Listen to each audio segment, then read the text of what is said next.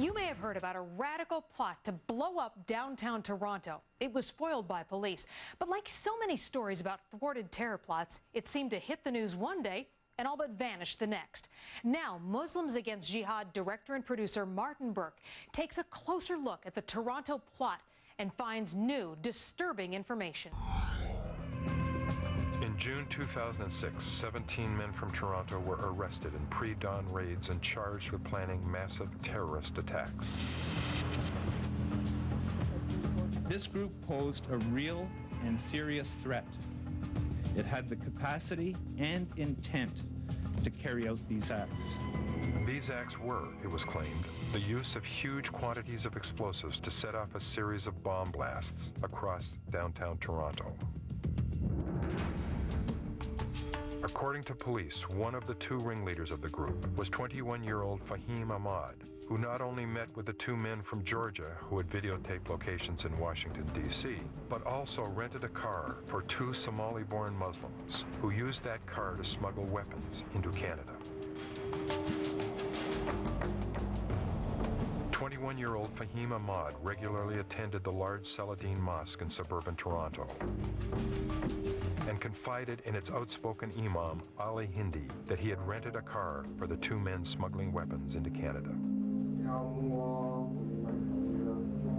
He came back to me around July of 2005, and he told me that he rented a car, he signed a car for two young people to go to US. And I said, why you signed for them? He said, because they are underage, he can't sign, he can't rent a car under 21.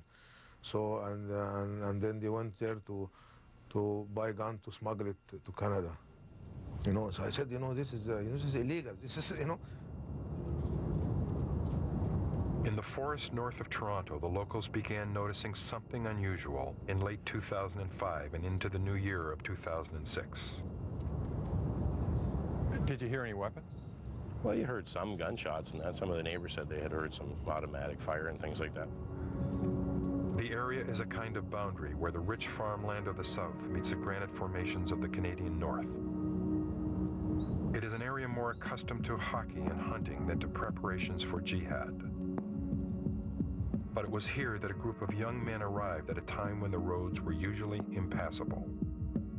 At the center of the group was Fahim Ahmad. Mike Cote and his wife Chris own the heavily forested area 100 miles north of Toronto, where many of the 17 young Muslims who were arrested had trekked to, training themselves in survival techniques in the dead of winter. Young men led by those who were part of what was claimed to be a jihadist web that now stretched from Bosnia to Denmark to London, England to the Canadian North. Well, lately, since this happened, we've called it Al-Qaeda Hill up here. It's kind of neat. This is where one of their main trails was coming into their little encampment. And basically their camp was just down on the bottom in here. And this is where they stood for nearly 2 weeks. They had a really small fire here. You can see there's hardly any remains of it at all. It's all cleaned up. This is, you can see how they bent that tree over there, and that's where they had their green tarp, and that's where they're kind of like they're all standing under there.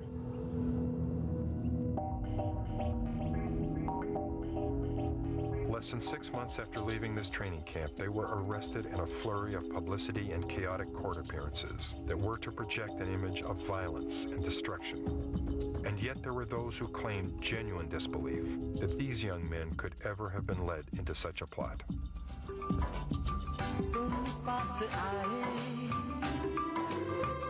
This video, a home movie made by a group of young Muslims in the suburbs of Toronto, satirizes the lengths to which they have to go to find a proper wife. The young man playing with such comedic flair the role of the prospective bride is Saad Khalid. Less than a year after this whimsical film was made, Saad Khalid was arrested, one of the 17 men charged with plotting to blow up downtown Toronto. His arrest raised anew the question, how do young Muslims like him get pulled into such violent forms of jihad? Desperately seeking martyrdom. For over a year, there had been signs that a problem had been surfacing in the Toronto suburb of Mississauga. Students there, like Ibrahim, observed many of these signs. His expertise in computer technology providing him with some of the clues. Come on, bros. I need some jihad talks.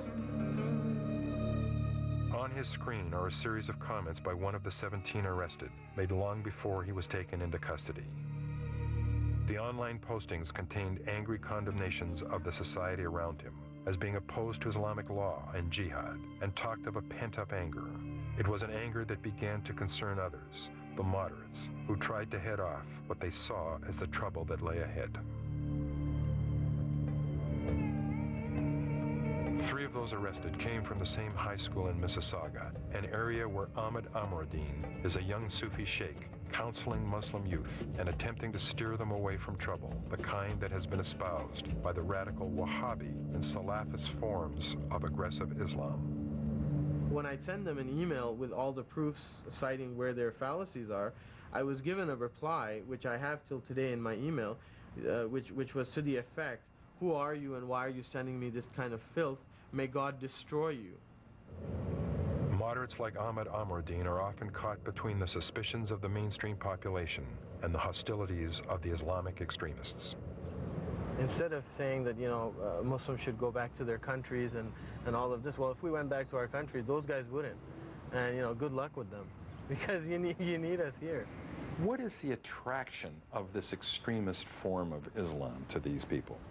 The glory of the past, right? It's old glory. It's like, it's similar to maybe somebody that at one time in their life was really wealthy, right? And basically one of their forefathers lost all of their wealth.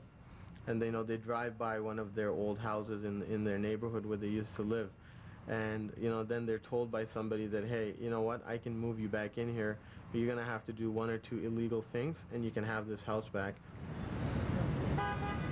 Amid all the suburban sprawl of Mississauga on the outskirts of Toronto, there is a debate going on among its large Muslim population.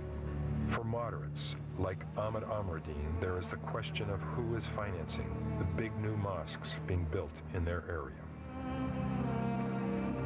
You don't take aid from a bank. You don't take aid from a financial institution. Well, where are they getting their money for this? Where? It's coming from Saudi aid. And I've been screaming at our authorities here. I'm telling everybody, mosque officials, everybody, wake up, and you better basically make an effort to stop the rise of this type of Islam. And the only way to do it is, unfortunately, in my opinion, you have to put a stop to Saudi Arabia.